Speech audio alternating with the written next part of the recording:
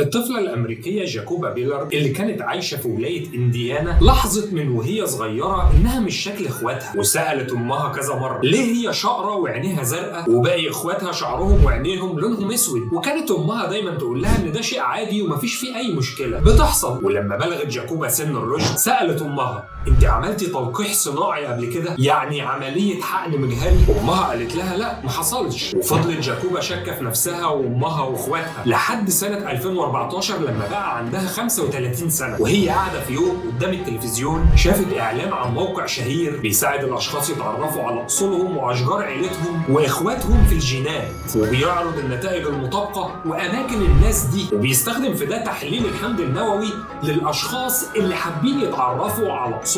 جاكوبا على طول عملت اختبار منزلي لحمضها النووي وبعتت العينات للموقع علشان تطلع النتيجة ويرد عليها الموقع بالصدمة. النتائج أكدت إن جاكوبا مش بنت بيلر، وأكدت إنها مش من العيلة دي أصلا. والحقيقة يا صديقي مش دي الصدمة إن التقرير قال إن نتائج اختبار حمضها النووي في تطابق جيني مع 7 أشخاص من ولاية إنديانا برضه، ومن المحتمل يكونوا كلهم إخوات من الأب. على طول راحت جاكوبا لأمها وواجهتها بالنتائج والتقارير وضغطت عليها لحد ما الأم انهارت واعترفت. قالت إن ليها تاريخ في عمليات الحقن والتلقيح الصناعي علشان تساعدها في الحمل، وقالت لها على اسم الدكتور اللي عمل لها عمليات الحقن المجهري. رجعت جاكوبا لنتائج التحاليل وشافت أسماء إخواتها المحتملين، فلقت واحدة منهم ساكنة قريب من الحي اللي هي فيه، فكلمتها وقالت لها كل اللي حصل. وكانت المفاجأة الأكبر إن أم أختها المحتملة دي هي كمان كانت عاملة عمليات حقن مجهري وعند نفس الدكتور اللي عمل العملية لأم جاكوبا، الدكتور دونالد كلاين. وبدأت الخيوط تتربط ببعض. جاكوبا بدأت تتواصل مع الإخوة المحتملين وطلبت منهم يعملوا اختبارات للحمض النووي علشان تتأكد وتقطع الشك باليقين. ال7 أشخاص لقوا إن في عدم تطابق في نتائج الحمض النووي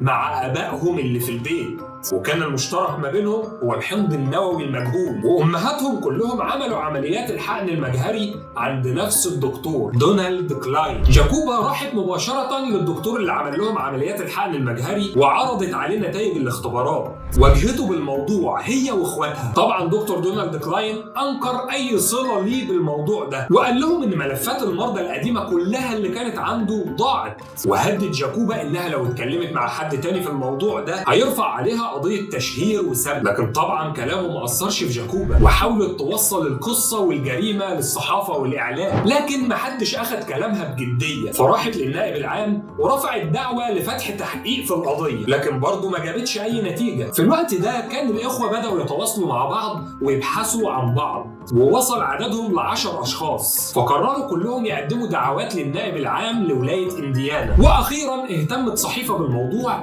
ونشرت القصة، لكن من غير ما تذكر اسم الدكتور. وسنة 2016 وبعد الضغط على النائب العام بدأ التحقيق مع دكتور دونالد كلاين، وعملوا له تحليل للحمض النووي بتاعه، والنتائج كانت صادمة. النتائج أثبتت إن والد الأطفال بنسبة 99%، لكنه طبعا نفى الإجوة دي، قال لهم أقسم بالله ما ولادي. فتوجهت له تهم بعرقلة سير العدالة بسبب الكذب على المدعي العام، وفي النهاية أقر بذنبه قدام المحكمة. في ديسمبر سنة 2017 اعترف دكتور دونالد كلاين إنه كان بيلقح السيدات بالسائل المنوي بتاعه، واتضح ان دكتور دونالد كلاين كان والد لاكثر من 94 طفل من 30 ست مختلفة، وكان بيعمل كده متعمد ومن غير ندم حتى. الاغرب من كل ده بقى هو الحكم اللي صدر ضده، غرامة $500 وسحب رخصة طبيب منه والسجن لمدة سنة مع ايقاف التنفيذ، وده علشان سنه كبير. طبعا الحكم ما عجبش الاخوة والامهات الضحايا، وكانوا عاوزين يشددوا العقوبة ويتهموا الدكتور دونالد بالاعتداء الجنسي، لكن المدعين قالوا انه لا يمكن اتهام دكتور دونالد كلاين بتهمة الاعتداء الجنسي، ومفيش جريمة بتتعلق بتلقيح المرضى